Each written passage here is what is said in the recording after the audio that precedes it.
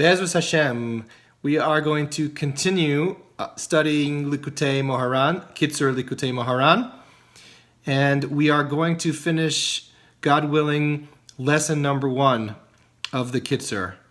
So we mentioned in the previous video that a person doesn't sin unless they have a spirit of foolishness come upon them. So Rabbi Nachman's going to articulate this a little bit more in these last few sections here. So first he tells us that the Yetzer Hara, the evil inclination, can literally make you insane, make a person feel as if that they are crazy or out of their head or whatever it might be. And he has said this many times, as we mentioned before, but he also finds a source for this in the Talmud. In Gemara Sota, Daf Gimel Amud Aleph, so page 3a, the sages say that a person does not commit a sin unless a spirit of folly has come upon him or her in this particular case. So Rabbi Nachman asked the question, how is it possible that the Yetzer Hara can actually make a person crazy? How is it that this creation of Hashem, which is what the Yetzer Hara is, it's a creation of Hashem, a tool that Hashem uses, how can this actually make a person crazy? God forbid. So Rabbi Nachman answers that the way of the Yetzer Hara is to first deceive you by dressing itself up in mitzvos that you do. It's attempting to draw you in, to pull on your heartstrings, to do something that you normally would do. And then when it has its hooks in you, it grabs you and reveals who it really is. So Rabbi Nachman says, afterwards, it misleads you and it incites you even more until the person actually commits transgressions, averos, or sins, intentionally. So the Yetzer Hara is a very tricky thing and a very conniving thing. And so it's actually going to work on your psyche and on your mind to make you believe that you're actually doing something wrong. But first it's going to attempt to lure you in because it knows that the Jewish soul is naturally attracted to mitzvos, to doing good, to caring, to loving, to showing kindness. And so in order for it to achieve its ultimate goal, it is going to wrap itself up and mislead you. So this is what happens with an insane person, Rabbeinu says. Little by little, the person's mind becomes entangled and ensnared and confused and difficult until finally the person loses touch with reality, such that he can call good things bad and bad things good. It's interesting because in the holiday of Purim, which is upcoming, we have a mitzvah to make ourselves to the point where we don't know the difference between bad and good. But that's a temporary thing. The insanity comes when a person really starts believing that good is bad and bad is good. However, even when a person gets to this level, he still maintains the traces of intellect and sanity. There's still the roots of the sanity, of the proper way to be, of the good inclination, still there inside of him.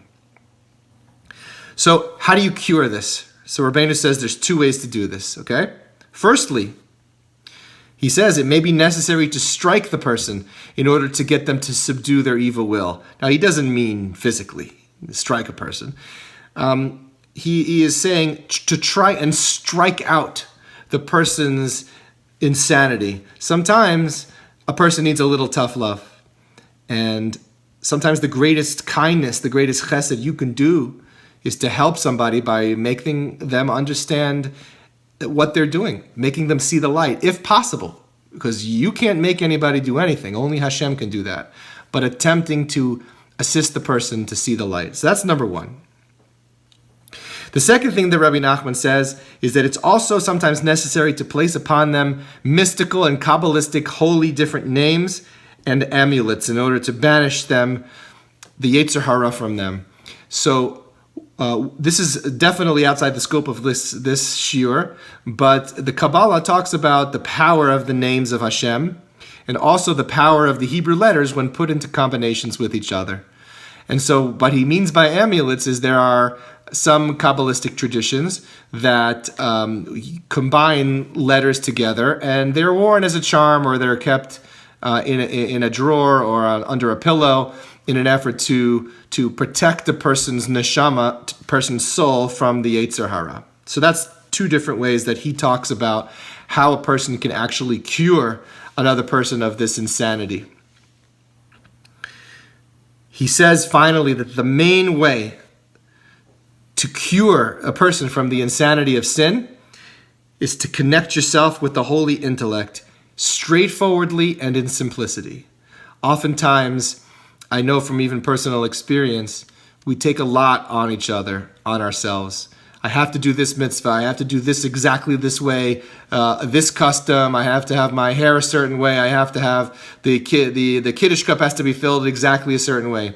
So yes, we have a lot of halachos, thank God, and they are a beautiful blessing for us, but they are not to be a burden for us.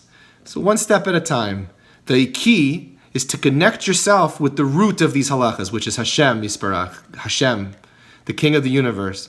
If you do this and connect your soul to His and focus on the good and focus on studying the Torah and learning the mitzvos, even if you don't understand what you're learning at the moment, maintain, keep going, don't give up.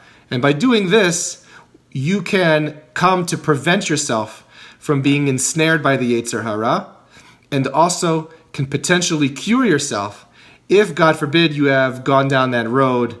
And who amongst us hasn't fallen? We all have. We all need a little help, a lot of help. And together, by learning and studying and doing the right thing and doing kindness, Rabbeinu is telling us that we can achieve all of these things. Kol Tuv.